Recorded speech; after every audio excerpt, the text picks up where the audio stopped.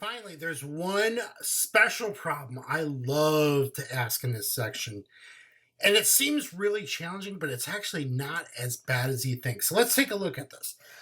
Excuse me. You have a 3.41 gram sample of a metallic element M that reacts completely with 0.0158 moles of a gas X2 to form 4.52 grams of MX. What are the identities of M and X? Now, whoa. There's a lot of stuff at play. You don't even have a balanced chemical equation. We don't even know what M is, what X is, what this compound is. Where do you even start? All right, so before we begin anything, you're told what the metallic element, you're told M, and you're told X2, and you've got a product, MX. Let's see if we can write a balanced chemical equation just to get ourselves acclimated. So you're told you've got M plus X2 yields MX. Now, if I balance this equation, I've got two X's, so that means I need to put a coefficient of 2 in front of MX, which means I got to put a coefficient of 2 in front of M.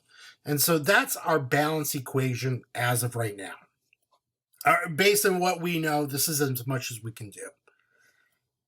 Now, we're also told some information about M and X and masses, so let's make a table. So what I'm going to do is make one row, let's deal with all the masses, the grams. And another row, let's deal with all the moles that we know. All right, so we know that we have 3.41 grams of M. We've got 0.0158 moles of X2. And we're told 4.52 grams of MX. All right. So we could, at this point, we could try to go after M or we could try to go after X. Either way, it's going to be okay. Either way, we can do this from this point. Now, I will say this. If we go after X right now, there is actually a pretty cool way to get after the mass of X. Now, notice that you have a mass, the mass of your products, so M and X put together is 4.52 grams. According to the law of conservation of mass, whatever you start with in the beginning, that's what you got to have at the end. So, look, you know exactly how much M you have at the beginning. And out of this 4.52 grams, 3.41 grams of this was M to begin with. So whatever's left over has to be your X. So let's go after X for a minute. Let's try this out. So if I apply the law of conservation of mass and take 4.52 grams of MX and subtract it from 3.41 grams of M, what I'm left with is 1.11, let me rewrite that, 1.11 grams of X2. Now, if I take, and let me write our new number in, 1.11 grams, okay? Now, if I take that in mass, so 1.11 grams, and divide it by the number of moles, 0.0158 moles, this will give me the molar mass because molar mass by definition is grams per mole. So if I take 1.11 and divide by 0.0158, that number I get is 70.25 grams per mole. Now, if I look up a mass on the periodic table, there isn't really anything that's close to 70.2.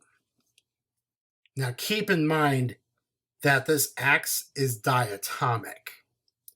So this is the mass of 2. So if I divide this by 2, because of the diatomics, okay, if I divide this by 2, my new mass is 35.12 grams per mole.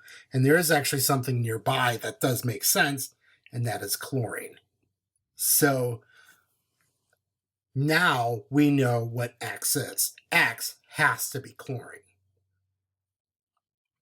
All right. Now, if you notice, we've got a mass for M.